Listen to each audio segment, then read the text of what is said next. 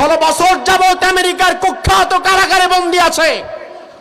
লাগাতার তাকে ধর্ষণ করা হয়েছে, তার কিডনি বের করে ফেলা হয়েছে, অসংখ্য ক্ষত বিক্ষত হয়ে আজ বিপর্যস্ত তার জীবন। মরতে মরতে বেঁচে যাওয়া একজন মুসলিম নারী নাম আফিয়া সিদ্দিকী। গত বছর তার বোনের সাথে সাক্ষাতের সময় আফিয়া সিদ্দিকী বলেছিল, বোন, এত কষ্ট আর নির্যাতন তারা আমার উপরে করেছে যে এই কষ্ট নির্যাতন গোটা দুনিয়ার উপরে চাপিয়ে দিলে হয়তো দুনিয়াতে কিয়ামত হয়ে যেত। এত কষ্ট আমাকে দিয়েছে তারা। এক কষ্টের দিন রাত্রিবেলা আমি যখন ঘুমালাম, স্বপ্নে রাসূলুল্লাহকে আমি স্বপ্নে দেখলাম। ডক্টর আফিয়া সিদ্দিকী রাসূলুল্লাহকে স্বপ্নে দেখেছে। স্বপ্নে রাসূলুল্লাহকে আফিয়া সিদ্দিকী বলে, ইয়া রাসূলুল্লাহ, আমার এই কঠিন পরীক্ষা শেষ হবে কবে? আমি তো আর পারছি না। রাসূলুল্লাহ বললেন, আফিয়া, এই পরীক্ষা তো আসলে তোমার না, পরীক্ষা দিচ্ছে আমার উম্মতের 200 কোটি মুসলমান যারা তোমার অত্যাচার আর নির্যাতন দেখে ঘুমিয়ে আছে। তারা তোমার অত্যাচার আর নির্যাতন দেখে জাগতে পারছে না, মূলত ঈমানের পরীক্ষা দিচ্ছে তারা। আজ আফিয়া সিদ্দিকীর মতো হাজারো নারী নির্যাতিতা হয়, লাঞ্ছিতা হয়, বঞ্চিতা হয়, ধর্ষিতা হয়। মুসলমানদের মাঝে একজন তারিক বিন জিয়াদের জন্ম আর হয় না, একজন মোহাম্মদ বিন কাসিমের জন্ম আর হয় না। স্পেনে একজন মুসলিম নারীর উপর অত্যাচার করা হয়েছিল। স্পেনের ওই মুসলিম নারী আরবের বাদশা মূসা বিন নুসাইরের কাছে চিঠি লিখে যে আপনি আমাদের বাঁচান। আরবের বাদশা মূসা বিন নুসাইর সাথে সাথে তারিক বিন জিয়াদকে বলে, স্পেন আক্রমণ করো, একজন মুসলিম নারীর ইজ্জত সম্ভ্রম নষ্ট হবে, আর গোটা দুনিয়াতে মুসলমানরা বসে বসে আঙ্গুল চুষবে, এটা হতে পারে না। তারিক বিন জিয়াদ সৈন্যদেরকে নিয়ে আরব সাগর পাড়ি দিয়ে স্পেনে চলে এসেছে। স্পেনে এসে সব ডিঙ্গি নৌকাগুলো আগুন দিয়ে জ্বালিয়ে পুড়িয়ে তছনছ করে দিয়েছে। তারিক বিন জিয়াদ সৈন্যদেরকে বলল, সৈন্যরা, আইয়ুহাল ইখওয়ান আইনাল মাফার, ও ভাইরা, পালাবা কোথায়? পালানোর কোনো পথ রাখি নাই। যেদিক দিয়ে পালাতে পারবা সেই সব নৌযানগুলো আমি জ্বালিয়ে দিয়েছি। এখন সামনে যাওয়া ছাড়া কোনো উপায় নাই। যেতে তোমাকে হবেই, হয়তো যুদ্ধ করে শহীদ হবা, অন্যথায় গাজী হয়ে স্পেনের বুকে কালিমার পতাকা ওড়াবা। মুসলমানেরা সেদিন একত্রিত হয়ে স্পেন আক্রমণ করেছিল। স্পেনের জালিম রাজা রডারিক স্পেন ছেড়ে পালিয়ে যেতে বাধ্য হয়েছিল। ওই মুসলমান গোটা স্পেন শাসন করেছে 800 বছর। ওই স্পেনে মুসলমান এসেছিল শুধুমাত্র একজন নারীর সম্মান কেন নষ্ট হয়েছে, ওই সম্মানের প্রতিশোধ নেওয়ার জন্য। আর আজ মুসলমান 200 কোটি আছে, অথচ তাদের মতে তারিক বিন জিয়াদের মতো ইমানদার একজন নাই, মোহাম্মদ বিন কাসিমের মতো একজন নাই। আমি আজ কুমিল্লার এই হাজারো জনতাকে বলতে চাই, আগামীর পৃথিবীতে ইসলামের পতাকাকে যদি উড্ডীন করতে চায়, ফিলিস্তিনের আল আকসাকে যদি আবার আমরা আমাদের হাতে আনতে চাই, গোটা পৃথিবীতে কালিমার রাজ যদি আমরা করতে চাই, আমাদেরকে তারিক বিন জিয়াদের মতো দাঁড়িয়ে যেতে হবে। দুনিয়ার সব পরাশক্তি আমাদেরকে দেখে থরথর করে কাঁপবে। লিল্লাহ তাকবীর, লিল্লাহ তাকবীর। হাসিবান নাস, দুনিয়ার মানুষ কি মনে করেছে নাকি আমি তারে ছেড়ে দেব, আমি তারে নাজাত দিয়ে দিব, আমি তারে মুক্তি দিয়ে জান্নাত দিয়ে দেব। আইয়াকুলু আমান্না, সে শুধু বলবে আমি ঈমানদার, আমি ঈমান এনেছি। ওয়া হুম লা ইফতানুন, তার ঈমানটা আসল না নকল, খাঁটি না ভেজাল, আমি আল্লাহ বুঝি পরীক্ষা করে দেখব না। আল্লাহ বললেন, দুনিয়ার মানুষ কি মনে করেছে নাকি সে শুধু ঈমানদার দাবি করবে আর জান্নাতে চলে যাবে? বরং দুনিয়ার মানুষের ঈমান আমি আল্লাহ তাআলা শক্তভাবে পরীক্ষা করে নেব। পরীক্ষা ছাড়া ঈমানের মৌখিক দাবির ভিত্তিতে আল্লাহ তাআলা কাউকে জান্নাত দিবে? কথা কয় দিবে? দিবে? আমি শুধু কিয়ামতের দিন দাঁড়ায় বললাম, আল্লাহ আমি ঈমানদার ছিলাম দুনিয়াতে, আল্লাহ বলবে যাও সেলসালায় বেহেশতে চলে যাও। এত সহজ? অসম্ভব। তার কারণ আমার ভাইরা, ইমানদার দাবি করলে যদি সবাই জান্নাতে চলে যেত, তাইলে বাংলাদেশে 20 কোটি মানুষেরা 18 কোটি তো নিজেদেরকে ইমানদার দাবি করে, সবগুলাই তো জান্নাতি হওয়া লাগতো।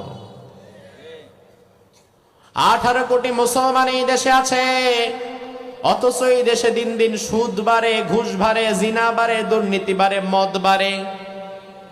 মুসলমান যদি প্রকৃত অর্থে থাকতো তাহলে তো এগুলো বাড়ার কথা ছিল না। এই অন্যায় অপরাধ বাড়ার কারণ হচ্ছে মুসলমান যতজন দাবি করে আসলে সত্যিকারের মুসলমান সমাজে কম, ভুয়া শুধু নামধারী মুসলমানের সংখ্যা সমাজে বেড়ে গেছে। এজন্য আল্লাহ তাআলা বললেন, আমি আল্লাহ তাআলা কি পরীক্ষা ছাড়া জান্নাত দিয়ে দিব? এত সহজ মনে করছো তুমি?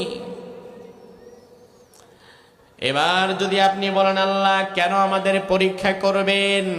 ইমানদার দাবি করলে জান্নাত দিবেন না, পরীক্ষা কেন করবেন? আল্লাহ বললেন, শোনো বান্দা, কেন করব পরীক্ষা? ওয়ালাকাদ ফাতান্নাল্লাযীনা মিন ক্বাবলিহিম, পরীক্ষা শুধু তোমাদের নয়, তোমাদের পূর্বে জমিনে যারা ছিল তাদেরকেও আমি আল্লাহ পরীক্ষা করেছিলাম। আমার ভাইরা জবাব দেন, পরীক্ষা করেছিলেন কে? আমাদের নতুন করে নয়, বরং আমাদের পূর্বে ঈমানের দাবি যারা করেছে যুগে যুগে, তাদের উপরেই পরীক্ষা আছে না নাই? আপনি যদি বলেন, আল্লাহ কেন তাদের পরীক্ষা করলেন, কেন আমাদের পরীক্ষা করবেন? পরীক্ষা করার কারণ কি? আল্লাহ বললেন, ফালায়ালামান্নাল্লাহুল্লাযীনা সাদাকু, যেন আমি আল্লাহ জেনে নিতে পারি ঈমানের দাবিতে কারা সত্যবাদী, ওয়ালায়ালামান্নাল কাযিবিন, এবং যেন জেনে নিতে পারি ঈমানের দাবিতে কারা মিথ্যাবাদী। তার মানে আল্লাহ রাব্বুল আলামিন বুঝিয়ে দিলেন, বান্দা ঈমানের দাবি করবে যারা, সবাই প্রকৃত ঈমানদার নাও হতে পারে। এজন্য আমি আল্লাহ ঈমানটাকে শক্তভাবে যাচাই বাছাই করে নিব, পরীক্ষা করে নিব। ঈমানদারের ঈমান পরীক্ষা করে আমি আল্লাহ দেখতে চাই ঈমানের দাবিতে কারা সত্যবাদী আর কারা মিথ্যাবাদী। তার মানে যুগে যুগে ঈমানের দাবিতে কিছু মিথ্যাবাদী মানুষও সমাজে আছে না নাই? মুখে মুখে দাবি করে আমি মুসলমান, নাম কি? নাম মোহাম্মদ আব্দুস সালাম, মোহাম্মদ আবুল কালাম, মোহাম্মদ অমুক তমুক, নামের আগে মোহাম্মদ লাগায়, সুন্দর একটা নামও রাখে, ইসলামী নাম। এত সুন্দর মানুষ, এত সুন্দর নাম, ভোটার লিস্টে চেক করলে দেখবেন লোকটা মুসলমান, এনআইডি কার্ড চেক করলে দেখবেন ধর্মের জায়গায় ইসলাম লেখা। অথচ এই লোকটার ব্যক্তি জীবন, পারিবারিক জীবন, সামাজিক জীবন, রাষ্ট্রীয় জীবন, গোটা জীবনে ইসলামের ছিটে ফোটাও নাই। ইসলাম আছে কেবলমাত্র তার নামের ভেতরে, নাই? এমন লোক কি আছে নাকি? আপনারা জবাব দেন, এমন লোক কি আছে না নাই?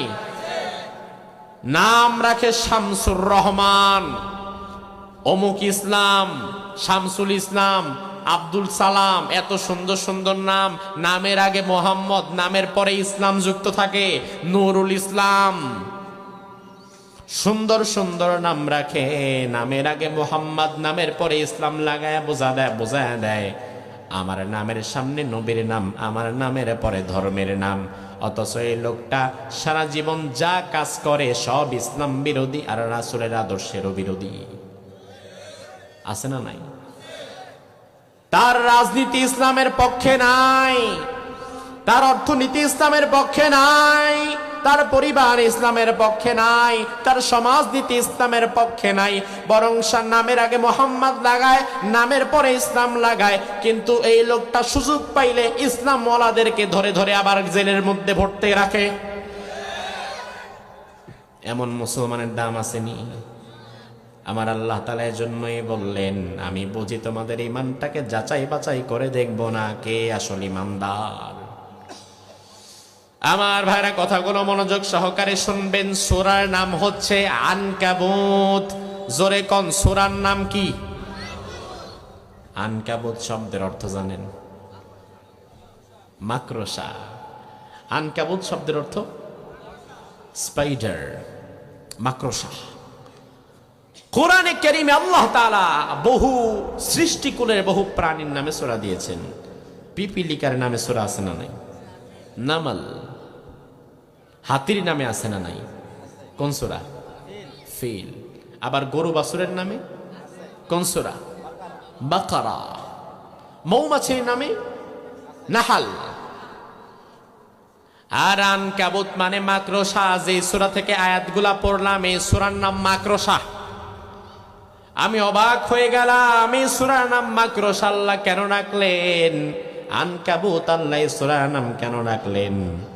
অবশেষে একটা থিওরি যখন আমি পড়লাম তখন এই বিষয়টা আমার মাথায় ঢুকে গেল। আমার ভাইরা, মাকড়সাকে বলা হয় দুনিয়ার সর্বশ্রেষ্ঠ ত্যাগী মা, ত্যাগী প্রাণী মাকড়সা। আপনার আমার মা আমাদের মা আমাদের জন্য ত্যাগ তিতিক্ষা অনেক করেছে। মায়ের ত্যাগ তিতিক্ষা ছাড়া আমরা বড় হতে পারতাম না, এই পর্যন্ত আসতে পারতাম না। কিন্তু দুনিয়াতে মাকড়সার মতো এত ত্যাগ অন্য কোনো মা করে না। তার কারণ হচ্ছে, বিজ্ঞান বলে একটা প্রাপ্তবয়স্ক মাকড়সা যখন তার বাচ্চা দেওয়ার সময় হয়ে যায়, মা মাকড়সার বুকের সাথে একটা ছোট্ট ডিমের থলি ঝুলতে থাকে। ওই ডিমের থলিটার ভারে মা মাকড়সা বেশি দূর দৌড়াতে পারে না, ডানে বামে বেশি দূর চলাচল করতে পারে না, আস্তে ধীরে হাঁটা লাগে, কষ্ট হয় তার। তবু ডিমের থলিটাকে মা মাকড়সা ফেলে দিয়ে যায় না, চাইলে ফেলে দিতে পারত। এরপরে থলিটা আস্তে আস্তে বড় হয়ে যায়, ভেতরে মাকড়সাগুলো ছোট্ট ছোট্ট বাচ্চায় পরিণত হয়ে যায়। এরপরে একটা সময় এমন হয়ে যায় এই মাকড়সাগুলোর বাচ্চাগুলো ডিম থেকে ফুটতে থাকে। তখন ডিমের থলিটা মা মাকড়সা নিচের মধ্যে ছেড়ে দেয়, ছোট ছোট বাচ্চারা সব ওই থলি থেকে বের হয়ে যায়। এবার মাকড়সার সামনে যখন তার বাচ্চারা চলাচল করে, ছোট্ট ছোট্ট মাকড়সার বাচ্চা ডানে যাবে না বামে যাবে চিনে না, সামনে যাবে না পেছনে যাবে চিনে না, কি খাবে না খাবে দুনিয়ার কোনো কিছুই সে জানে না। ওই মুহূর্তে আবার ইমিডিয়েট খাবার না পেলে বাচ্চাগুলো মরে যাবে। ওই মুহূর্তে মা মাকড়সার ভেতরে আল্লাহ তাআলা এমন এক মায়া ঢুকিয়ে দিয়েছেন, এমন কোরবানি আল্লাহ তাআলা মাকড়সার মধ্যে ঢুকিয়ে দিয়েছেন। ওই মুহূর্তে মা মাকড়সা ক্ষুধার্ত বাচ্চাদের সামনে নিজের বুকটা এভাবে পেতে দাঁড়িয়ে থাকে। ক্ষুধার্ত ছোট ছোট বাচ্চারা মায়ের বুকের গোশত ছিঁড়ে ছিঁড়ে খেতে থাকে, মায়ের বুকের গোশত ছিঁড়ে ছিঁড়ে খেতে থাকে। খেতে খেতে ক্ষুধার্ত বাচ্চারা পেট পড়ে যায়, হৃষ্টপুর তাজা হয়ে যায়। অন্যদিকে 2-1 দিন পরে দেখা যায় যে মা নিজের বুক পেতে দাঁড়িয়েছিল, ওই মা তার বুক থেকে সন্তানেরা একটু একটু করে খেতে খেতে খেতে খেতে ওই মায়ের বুকের মধ্যে আর কিচ্ছু নাই, ওই মাটাও তখন মরে যায়। অর্থাৎ 2-3 দিন পরে আপনি মাঝে মাঝে ঘর ঝাড়ু দিতে গেলে দেখবেন বড় বড় মা মাকড়সা কেমন যেন মরে একেবারে চিমটি লাইগা শুকায়া পড়ে আছে, খালি কঙ্কালটা পড়ে আছে, জান নাই। জানটা গেল কই, গোশত গেল কই, শক্তি গেল কই? সব সে তার বাচ্চাদের জন্য উজাড় করে দিয়েছে, কোরবানি করে দিয়েছে, স্যাক্রিফাইস করে দিয়েছে। আল্লাহ রাব্বুল আলামিন সূরা আনকাবুতের শুরুতে ঈমানদারদের কথা বলে বোঝায় দিলেন, ঈমানদার দুনিয়াতে মাকড়সা যেমন তার বাচ্চাদের জন্য নিজের জীবনটাকে স্যাক্রিফাইস করে দেয়, কোরবানি করে দেয়, দুনিয়াতে তোমাদেরকেও মাঝে মাঝে ঈমানের উপরে অবিচল থাকার জন্য তোমার জীবনটারও কোরবানি করে দেওয়া লাগতে পারে।